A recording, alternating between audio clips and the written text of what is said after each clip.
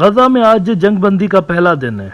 4 रोज़ा जो seize fire announce की गई है उसका आज पहला दिन है और कुछ ही घंटे के अंदर प्रिजनर स्वैप भी मुमकिन है कि तय पा जाए हो जाए, क्योंकि 6 बजे का टाइम उन्होंने दिया है हमास वालों ने कि 6 बजे प्रिजनर्स रिलीज़ करेंगे। पहले उन्होंने 3 बजे का टाइम दिया था, अब उन्होंने 2-3 घंटे मज़ीद इसके लिए मांगे हुए हैं। और इजराइल जो है मीनवाइल प्रिपरेशंस कर रहा है उनको रिसीव करने के लिए, लेकिन इजराइल की तरफ से एक बड़ी, मैं कहूँगा कि बेकार किस्म की हरकत की गई है। उन्होंने सीज़ फायर एग्रीमेंट का एक तरह से उल्लंघन किया है, उसको ब्रीच किया हुआ है। हुआ ये कि ये जो ऑपरेशन इन्होंने शुरू किया था उसमें इन्होंने नॉर्थ गजा की पॉपुलेशन को कहा था कि आप चले जाएं साउथ के अंदर, क्योंकि यहाँ बड़ा भारी भरकम किस्म का हम ऑपरेशन करने जा रहे हैं तो सिविलियन कैजुअलिटीज़ ज़्यादा होंगी, अपने बचाव के लिए जाएं यहाँ से, सारे नॉर्थ से साउथ चले जाएं। अब बहुत सारे लोग इसके चलते, क्योंकि बॉम्बिंग शदीद हो रही थी, हर कुछ मिनट्स के बाद वहाँ पर बॉम्ब नॉर्थ गजा के अंदर ड्रॉप हो रहा था, तो इसके चलते फिर बहुत सारे लोगों ने वहाँ से माइग्रेशन की थी। अब उसके बाद लाखों की तादाद में नॉर्थ से जब साउथ की तरफ माइग्रेशन हो गई, तो जो ही ये ट्रूस अनाउंस हुआ ना 4 रोज़ा, तो वो लोग जो कि नॉर्थ गजा से माइग्रेट करके साउथ चले गए थे उन्होंने वापस आने की कोशिश की और बड़ी तादाद में साउथ से लोग वापस अपने घरों की तरफ नॉर्थ को जा रहे थे। अब यहाँ पे देखें, इजराइल ने एग्री किया हुआ था, सीज़ फायर की जो एग्रीमेंट है उसमें ये क्लॉज बाकायदा मेंशन्ड है कि शारा सलाहुद्दीन पे किसी किस्म की कोई सिविलियन जो मूवमेंट्स होंगी उसमें इजराइल रखना नहीं डालेगा, उनको स्टॉप नहीं करेगा सिविलियन मूवमेंट्स को। लेकिन उसके बावजूद भी साउथ से वापस अपने घरों की तरफ नॉर्थ की तरफ आने वाले लोगों को इजराइल ने रोकने की कोशिश की है। ना सिर्फ रोकने की कोशिश की बल्कि उन्होंने फायरिंग भी की और उस फायरिंग में 2 लोग जो हैं, 2 फलस्तीनी जो हैं वो शहीद हुए हैं। अब ये सीज़ फायर है, याद रखिएगा, they are not suppose to open fires, लेकिन उन्होंने फायरिंग खोली और 2 लोग जो है उस पे फलस्तीनी जो है वो जाँ भाग हुए हैं उसके नतीजे में। नाउ इजराइलियों का ये कहना है कि हमने इस चीज़ पे नहीं एग्री किया हुआ कि हम दोबारा लोगों को साउथ से नॉर्थ की तरफ लेकर आएंगे, हमने इस पे एग्री नहीं किया हुआ, उनका ये कहना है। और उन्होंने कहा कि जंग जारी है, बल्कि ऊपर ये हेलीकॉप्टरों के ज़रिए और इनके ज़रिए नीचे लीफलेट्स वगैरह फेंक रहे हैं जिसमें लोगों को कहा जा रहा है कि आप वहीं पे रहिए, साउथ में ही रहिए, नॉर्थ में वापस आने की कोशिश मत करिए क्योंकि यहाँ पर जंग अभी तक चल रही है। अल जजीरा ने रिपोर्ट किया है कि the war is not over, Israel blocks Palestinians return to northern Gaza. Israeli military warns people against returning to northern Gaza, saying the war is not over. Now याद रखिएगा वो जो मैंने प्रोग्राम के शुरू में बात की कि they are not supposed to stop people like this.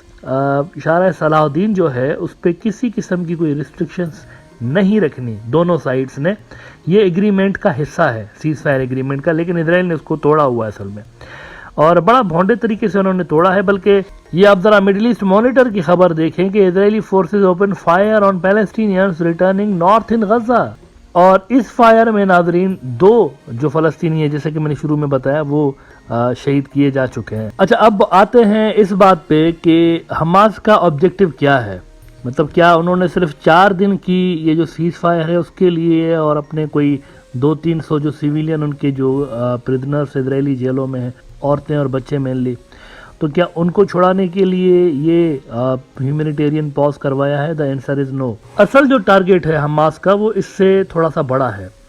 इस वक्त इजरायली जेलों में कोई 7200 सिविलियन प्रिजनर्स मौजूद हैं फ़लस्तीनियों के। तो हमास वालों ने कहा है कि हम असल में ये जो इजरायली प्रिजनर्स हमारे पास हैं उनके बदले में वो 7200 लोग छुड़वाएंगे। गाजी हमाद जो कि हमास के पॉलिटिकल ब्यूरो के मेंबर हैं, उन्होंने पिछले दिनों अल जजीरा से बात करते हुए कहा कि इस वक्त हम मज़ीद जो इजरायली सिविलियंस हैं उनको छोड़ने के लिए तैयार हैं, इंक्लूडिंग मैन। अभी तो औरतें और बच्चे छोड़ रहे हैं ना, उन्होंने कहा कि नहीं, जो मर्द सिविलियंस भी हमारे पास उनको भी छोड़ने के लिए तैयार हैं। हमारी जो नज़र है वो 7200 जो सिविलियंस हमारे उनके जेलों के अंदर हैं उनके छुड़ाने के ऊपर है। तो हम ये डील्स कंटिन्यू करेंगे, इजराइल अगर इसमें इंटरेस्टेड होगा तो हम उनके लोग छोड़ते जाएंगे और बदले में वो भी हमारे लोग छोड़ते जाएंगे। एक चीज़ उन्होंने ज़रूर कही कि हमारे पास जो लोग हैं मर्दों में, वो हम सारे के सारे छोड़ देंगे, लेकिन जो फौजी इजराइल की हम लेकर आ गए हैं वो डिफरेंट इशू है, उस पर अलग से बातचीत होगी, उनके लिए हम अलग निगोशिएशंस करेंगे, वो डिमांड्स अलग है हमारी। फिलहाल हमारी जो डील चल रही है ना सिविलियन के बदले सिविलियन रिलीज कराने के लिए, वो सारी की सारी प्रिजनर्स पे फोकस्ड है। अच्छा, ये भी डिटेल यहाँ पर आपके साथ शेयर कर दें कि हमास वाले 13 लोग इनके छोड़ रहे हैं इजरायलियों के आज, और जब तक आप ये एपिसोड देख रहे होंगे तो प्रोबेबली उनमें उनको रिहा भी कर दिया गया होगा। लेकिन इसके बदले में हमास वालों के भी आज 39 प्रिजनर्स रिलीज होने हैं इजरायली जेलों से, तो वो भी इस डील का चूंकि हिस्सा है, एक के बदले 3, तो 39 उनके भी प्रिजनर्स रिलीज आज ही हो जाएंगे। और 40% उनमें बच्चे हैं असल में, यानी जिनकी एज कम है, टीनेजर्स भी नहीं, बच्चे हैं उसमें जो कि रिलीज होने वाले हैं इजरायली प्रिजन के अंदर से। अब ये भी देखें, बड़ी अफसोसनाक बात है कि किसी छोटे से बच्चे ने, 5 साल के बच्चे भी हैं वहाँ पर इजरायली कैद के अंदर, 5 साल के बच्चे भी हैं, किसी ने पत्थर फेंक दिया टैंक के ऊपर तो उसको भी उठा के जेल ले गए। इस तरह के भी वाक़यात फ़लस्तीन के अंदर होते रहते हैं।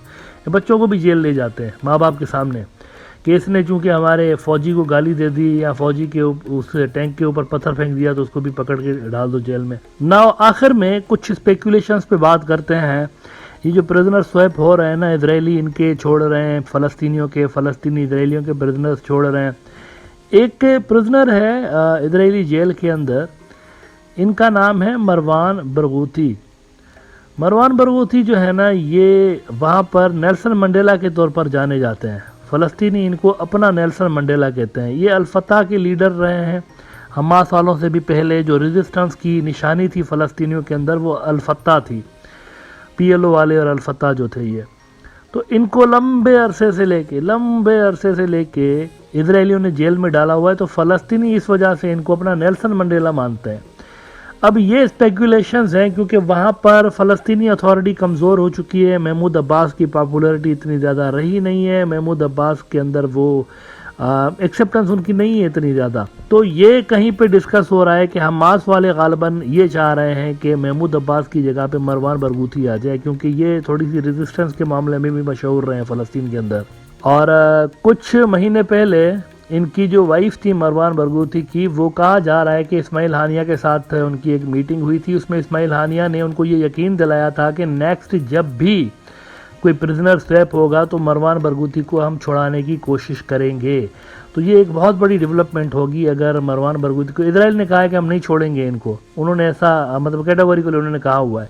लेकिन देखें, होने को कुछ भी हो सकता है। इजराइल जब एक प्रिजनर के बदले में 1027 फ़लस्तीनी रिहा कर चुका है, इंक्लूडिंग याह्या सिनवर, तो किसी हाई वैल्यू मिलिट्री टारगेट के बदले में जो कि हमास वालों के पास ऑलरेडी है, तो वो ये वाली डील भी कर सकते हैं।